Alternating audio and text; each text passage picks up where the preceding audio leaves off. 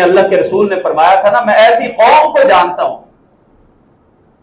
کہ جو تمہاری طرح ہوں گے، تمہاری طرح عمل بھی کریں گے، اور جبل تہامہ پہاڑ جتنی نیکیاں لے کے آئیں گے اللہ کی بارگاہ میں، مگر اللہ ان نیکیوں کے پہاڑوں کو ریت کے ذرات کی طرح بکھیر کے اڑا دے گا، کوئی اجر نہیں ملے گا۔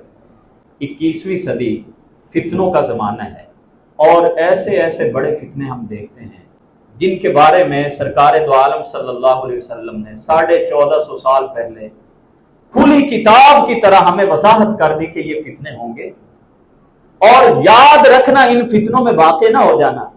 اتنی واضح تعلیمات ہیں، انسان پڑھ کے یقین جانیے حیران ہو جاتا ہے کہ کہیں ایسا نہ ہو کہ ان فتنوں میں بہ کے ہماری ساری کی ساری جو ظاہری جملہ عبادات ہیں وہ ساری ضائع نہ ہو جائے۔ اتنی وعید بتائی، اتنا ان سے ہمیں ڈرایا، صاف لفظوں میں بتا دیا، مگر تمام تعلیمات کے باوجود ہماری زندگی میں وہ فتنے اتنے ہی زیادہ آتے جا رہے ہیں، اور ہمیں ان کا ادراک بھی کوئی نہیں۔ اللہ سے دوری بھی ایک فتنہ ہے، دماغوں میں ذہنوں میں شک شبہات کا پیدا کر دینا یہ بھی ایک فتنہ ہے، اور اللہ کے ساتھ اوروں کو اللہ جیسا سمجھ لینا یہ بھی ایک فتنہ ہے۔ بڑے بڑے فتنے ہیں، لیکن فتنوں کا مجموعہ میں جس چیز کو سمجھتا ہوں وہ ہمارا آج کا سوشل میڈیا اور انٹرنیٹ ہے، جس کے اندر ساری کی ساری برائیاں جمع ہو گئی ہیں، ساری برائیاں۔ دیکھیے بد نظری، اللہ تعالیٰ نے قرآن کریم میں کیا فرمایا؟ وَقُلْ لِلْمُؤْمِنَاتِ يَغْضُضْنَ مِنْ أَبْصَارِهِنَّ۔ اے پیغمبر صلی اللہ علیہ وسلم، آپ مومن خواتین سے کہہ دیجئے کہ اپنی نگاہوں کو نیچا رکھیں۔ نیچا رکھنے کا کیا مطلب ہے؟ تاکہ کسی غیر محرم کو نہ دیکھ سکے، اور اہل ایمان مردوں کو بھی یہی حکم دیا، قُلْ لِلْمُؤْمِنِينَ يَغُضُّوا مِنْ أَبْصَارِهِمْ۔ اے پیغمبر اہل ایمان مردوں کو بھی حکم دے دیں کہ اپنی نگاہوں کو نیچے رکھیں۔ اس کا کیا مطلب ہے؟ بد نظری کا جو فتنہ ہے یہ شدید تر فتنہ ہے، اور اس بد نظری کے فتنے سے بچانے کے لیے سورہ نور کی یہ 2 آیتیں جو میں نے پڑھی ہیں، اللہ نے واضح کر دیا اپنی نظروں کی حفاظت کرو۔ یہ سوشل میڈیا بد نظری کا فتنہ بھی ہے، بد اعتقادی کا فتنہ بھی ہے، یہ جھوٹ سننے کا، جھوٹ دیکھنے کا فتنہ بھی ہے، جھوٹ پر یقین کرنے کا بھی فتنہ ہے، اور جھوٹ پھیلانے کا بھی فتنہ ہے۔ یعنی ہم جو خبر اس میں دیکھتے ہیں اس کو یقین بھی کرتے ہیں، آگے پھیلاتے بھی ہیں، اور پھر اس کے مطابق اپنا عقیدہ بھی بناتے ہیں۔ اسی عقیدے کے مطابق ہم دوستوں سے لڑائیاں بھی کرتے ہیں۔ ایک خبر جھوٹی سنی اور اسی ایک خبر کی بنیاد پہ ہم رشتہ داریوں کا کلا کما بھی کرتے ہیں، لڑائی جھگڑا انتشار فساد افتراق ساری چیزیں ہو جاتی ہیں، مگر کبھی ہم نے یہ نہیں دیکھا کہ وہ جو ہم نے ایک خبر دیکھی نیٹ پہ سوشل میڈیا پہ وہ کتنی سچی تھی اور کتنی اس میں جھوٹ بات تھی۔ سوشل میڈیا میں ہم بے تحاشا، وہ چاہے بڑے ہوں یا چھوٹے ہوں، لڑکا ہو یا لڑکی ہو، وہ بڑی عمر کی بزرگ ضعیف خواتین ہی کیوں نہ ہو، یا ہمارے بزرگ بوڑھے لوگ ہی کیوں نہ ہو، جو تو ٹچ موبائل سے بچا ہوا ہے وہ اللہ کا 100 بار شکر ادا کرے کہ اللہ نے اس کو اس فتنے سے محفوظ رکھے۔ مگر اب تو ہم نے دیکھا ہے بوڑھے آدمی بھی وہ ٹک ٹاک اور وہ فیس بک کے اوپر وہ ڈانس والی ویڈیوز دیکھ رہے ہوتے ہیں، کھل کھلا کے ہنس رہے ہوتے ہیں، اور اندازہ تک نہیں ہوتا کہ ہم اپنی نیکیوں کو کیسے برباد کر رہے ہیں۔ میں ایک حدیث مبارکہ اس ضمن میں آپ کے سامنے پیش کرتا ہوں، اور پھر اپنا بھی جائزہ لیتا ہوں، اور آپ بھی اپنا جائزہ لیجئے کہ کیا ہم اس جو اللہ کے نبی کی پیشین گوئی تھی، کیا یہ ہمارے اوپر تو فٹ نہیں ہو رہی؟ اگر ہو رہی ہے تو آج ہی اپنی اصلاح کیجیے۔ حضرت ثوبان رضی اللہ تعالی عنہ اس حدیث پاک کے راوی ہیں۔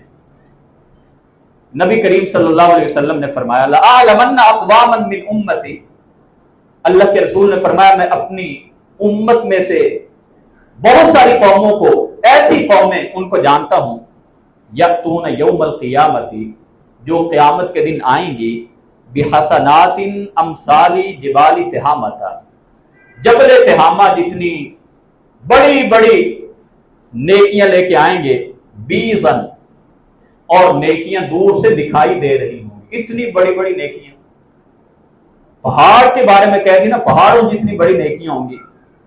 فَيَجْعَلُهَا اللَّهُ عَزَّ وَجَلَّ هَبَاءً مَنْثُورًا، اللہ ان تمام نیکیوں کو ریزہ ریزہ کر کے بکھیر دے گا اور ان نیکی کرنے والوں کو اس کا کوئی صلہ نہیں ملے گا۔ صحابی نے دریافت کیا اللہ کے رسول سے، اللہ کے رسول صلی اللہ علیہ وسلم ہمیں کیا کرنا چاہیے، ہمیں بتائیے کہیں پہ ہم ان فتنوں میں واقع نہ ہو جائیں۔ صحابہ کرام رضوان اللہ علیہم اجمعین کی یہ عادت تھی کہ حضور پاک صلی اللہ علیہ وسلم جب بھی ان کو کسی بات سے ڈراتے تھے تو وہ یہ نہیں پوچھتے تھے اللہ کے رسول یہ فتنہ کب ہوگا، اللہ کے رسول یہ فتنہ اس کے بارے میں تفصیلات بتائیں، جزئیات بتائیں۔ وہ ایک ہی بات پوچھتے تھے اللہ کے رسول آمنا وصدقنا، آپ نے جو کہہ دیا یہ فتنہ آ کے رہے گا، اللہ کے رسول حل بتائیں، ہم کیسے بچ سکتے ہیں۔ قال صوبان، حضرت صوبان کہنے لگے یا رسول اللہ صلی اللہ علیہ وسلم صفہم لنا جلہم لنا، اللہ کے رسول یہ تو بڑی خطرناک بات ہے، یہ کون سے لوگ ہوں گے؟ اللہ کے رسول ان کی کوئی خوبیاں بتائیں، ان کی ہمیں کوئی وضاحت کریں کہ یہ کون لوگ ہوں گے جن کی ساری نیکیوں کو اللہ برباد کر دے گا۔ تو الفاظ نبوی جو ہیں ان پہ ذرا غور کیجئے۔ اللہ کے نبی صلی اللہ علیہ وسلم نے فرمایا اما انہم اخوانکم ومن جلدتکم، اللہ کے نبی نے فرمایا صوبان یہ تمہارے بھائی ہوں گے اور تمہاری نسل سے ہوں گے، یعنی تمہارے بھائی ہوں گے ایمان میں اور تمہارے جیسے ہی لوگ ہوں گے۔ وَيَأْخُذُونَ مِنَ اللَّيْلِ كَمَا تَأْخُذُونَ، اور وہ بھی رات کو ایسے ہی نماز پڑھتے ہوں گے جس طرح تم نمازیں پڑھتے ہو۔ اس کا مطلب یہ ہے، یہاں پہ رک کے سوچئے، یہ ان کی نیکیاں برباد ہوں گی جو رات کو تہجد بھی پڑھنے والے، ہم تو تہجد نہیں پڑھتے۔